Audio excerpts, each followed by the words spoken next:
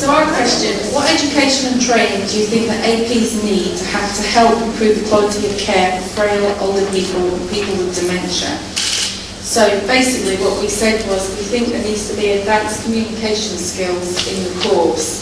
So you need to go on a course and you need to appreciate the different levels and stages of dementia, because obviously there are different stages. Some people could be functional, some people could not. We also sort of said that the training should be mandatory, so everybody should be on it, and it should be sort of specific to your area of needs, really. So if you work within the district and follow, really somebody else that said it would be nice if you could follow the patient through if it's possible and see how that care is impacting.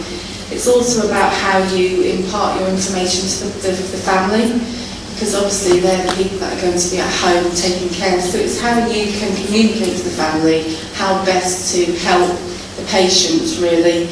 And so that's about putting some safeguards in place. And so we said, as we said, placements should be relevant to your own line of work. We also sort of said nutrition is quite important, how the patient's being sort of looked after and cared for. And at the end of the day, patients with advanced dementia, we need to look at end-of-life care as well, so that that's as good as it possibly can be. And I don't know if the team want to add. Do you want to add? That's it. Thank you. Thank you very much.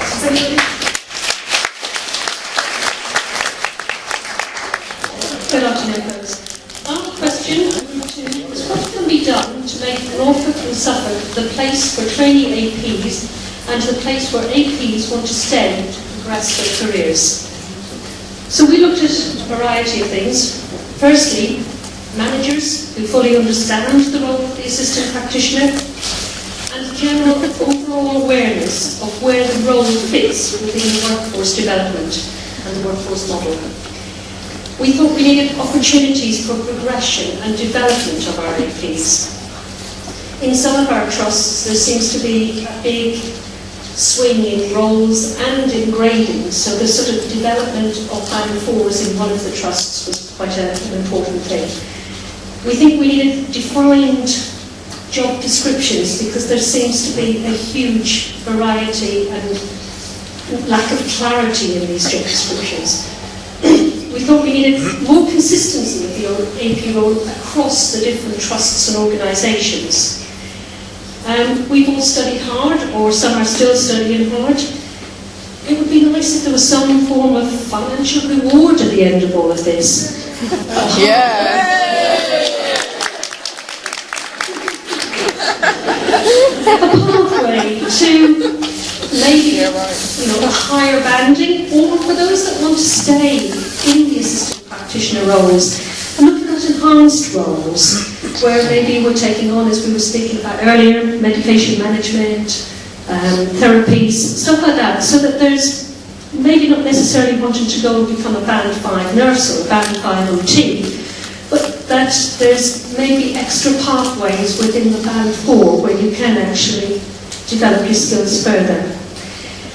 One thing that we have in mental health is we have an AP forum, which I believe Sam is going to talk about in a little while. And we meet probably quarterly, but actually, if the other trusts and organisations had a similar thing developed as we have, it may be quite nice if maybe once a year or whatever, as different organisations, actually just as APs, we can keep that link and meet and actually attend each other's forums, so that we can develop as a large group, and we'll have much more strength if we're actually all as one, rather than all as different organisations. Thank you.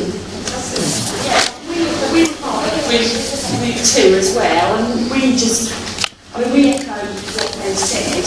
We also thought that, like, on the training side of things, there could be things like a rotation, like you have in physio or OT, and you can actually move around and find out what other people do, and spend time in other AP roles, which in the future might help you towards deciding where you really do want to go.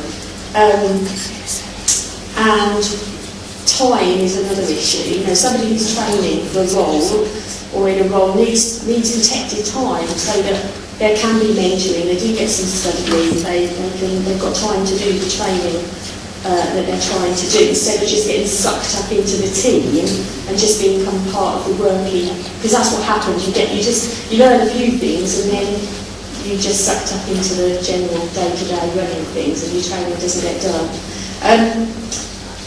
We picked up the thing on salary as well, so just to reiterate that.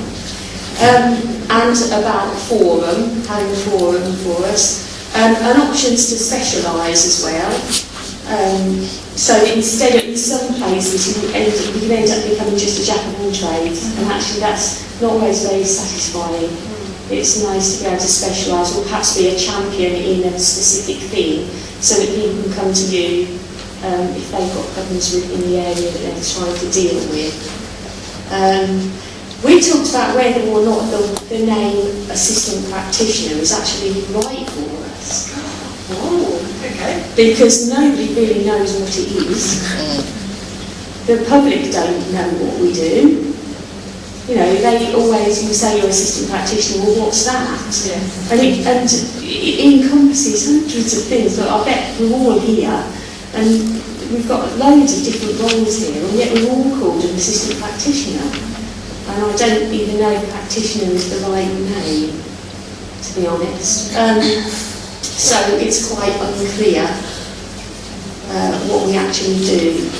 And we talked a bit about recognition and registration, so that's another thing that might help to define the role a little bit better. So all those things help people to think, yeah, if I'm going to do this job, that's where I want to be, because they really recognise the role and are developing it. In our group, we were looking at what ideas do you have that would help APs work in a more flexible way, including across health and social care settings, to deliver person-centred care. We had some quite similar ideas to Group 2 actually, looking at more training for managers, registered colleagues, in order for them to understand the role of the AP, and then they could feed that back to colleagues in other professions, so you'd bridge this divide of people not knowing what an AP is, who an AP is, what we do. A request for more specific and more clarified information on the role of an assistant practitioner, and to gain recognition for the work that we do. A better awareness of the job-specific competency frameworks we all individually work to, because as someone said, we're all assistant practitioners, but we're all doing different roles. So it would be a good idea to have a job-specific framework for the individual role that we're doing, and for colleagues to have a better understanding of that. For myself, coming from a social care background, I'm thinking that it would be good for us with this integration coming along, for maybe us to get together. Obviously it's not practical to commit on a regular basis, but maybe have sort of quarterly gatherings where health and social care can get together, maybe shadow colleagues for a couple of hours, just to get a better idea of each other's roles, because that is then going to impact upon the care we provide to an individual, and give them a better continuity of service. We feel that training should be more accessible to all, whether you're a registered nurse or an assistant practitioner. If there's a course that you feel is of interest to you and is appertaining to the role that you're undertaking, we feel that would be appropriate to do the course. Continued evolvement and reassessment of the roles, because obviously as times change, new policies and procedures come into play, and we're constantly having to change the way we practice. So looking at maybe the job descriptions again, and including things that we've been doing that maybe haven't yet been recognised. Regular management liaison for clarification. Really big point for us, managers to take more interest in the professional development of their staff, which I'm sure everyone is quite pleased about. if that would actually happen.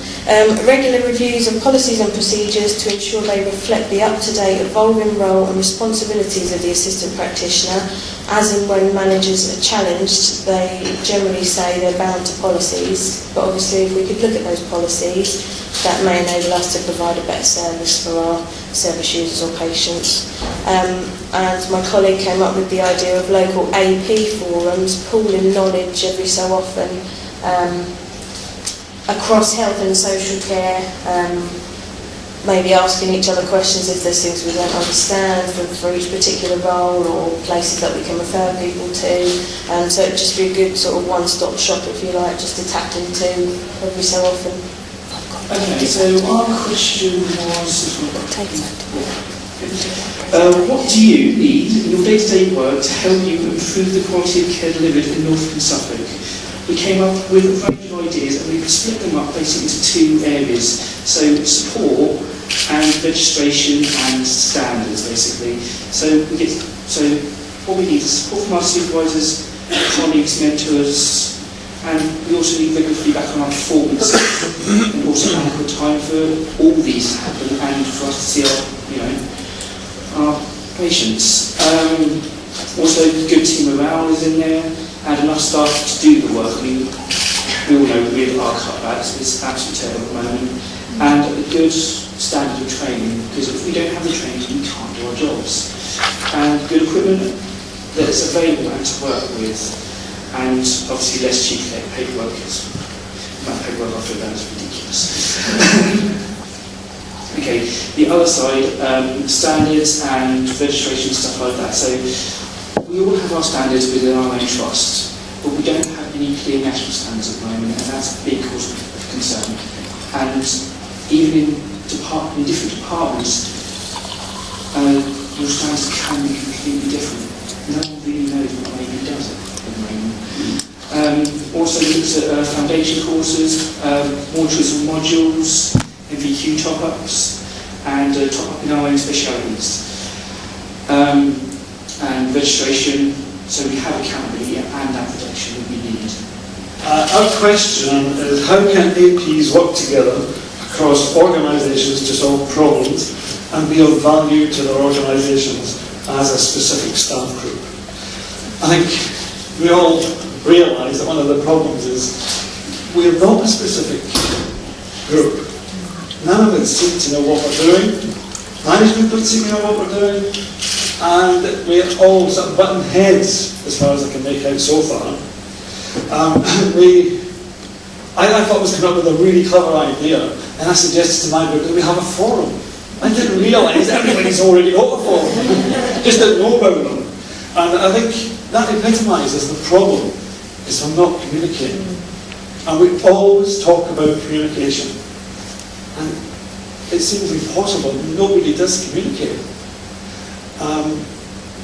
Throughout the foundation degree course, while I was doing that, communication was a big part of the course. When I'm working at the Ipswich Hospital, communication is a big part of what's being talked about, but we just don't communicate. It's obvious we don't communicate because we're all saying the same things, we're all saying that nobody knows what they're doing, management doesn't know what they're doing, management don't really accept what we're doing, so where does it leave us? I think as a group of assistant practitioners, we should be prepared to get together as an entity, not as mental health or social services or theatres or wards.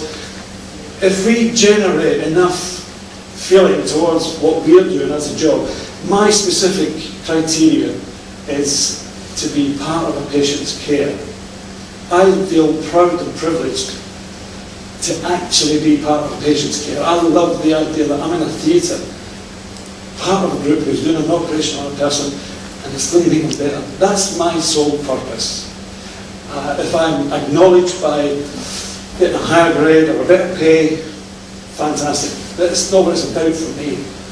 I just want to be part of the patient's care. And I think if maybe we all concentrated a bit more on doing our jobs and then trying to achieve that, I think we'd be a bit more satisfied in our jobs. I realise that there's a lot of changes taking place, we've got no control over that. But in the meantime, what we are doing, we should do it to the best of our ability. And trying to make it work for us as a group. This is a new job in relative terms to the NHS as an organisation. But it doesn't mean to say that we don't need all this hassle. If we just work together, communicate well, and try to achieve the best that we can for ourselves. And I think that might pass on to the management. If they see us working together to achieve a good outcome, they've got to go along with it. You can't knock a good organisation.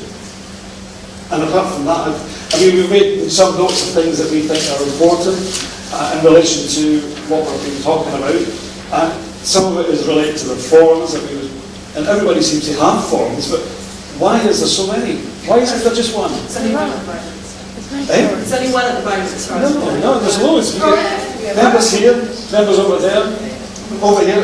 They've all got different forms, but I've never heard of any of them. And I know this lady, I was in university with her as well. So again, it comes back to this lack of communication. So apart from that, I don't really know what else to say for the question that we've been able to answer. So I say, well, I think from our point of view, if we all work together within the organisation, the NHS, if we achieved unity within our own group, then we would be of great value, because we're trained practitioners. We might not be nurses or ODPs, but we are trained. We went to university for our sake, get this degree. It makes us a trained practitioner. At the level the NHS decides is band 4, so that's what we want to.